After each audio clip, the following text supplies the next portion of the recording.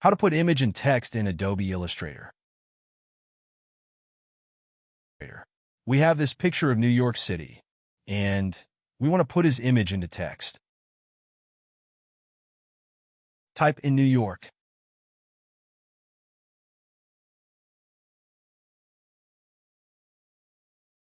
Click on the Character tab. And let's make the text a bit longer.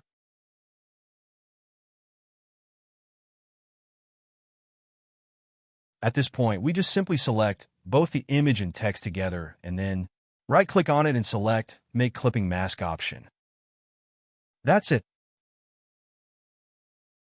But if you're not satisfied with this result, right-click on it again and select Release Clipping Mask option. And everything goes back where we started.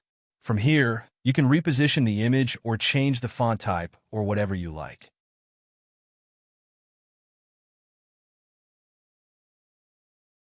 Select both and right-click and Make Clipping Mask.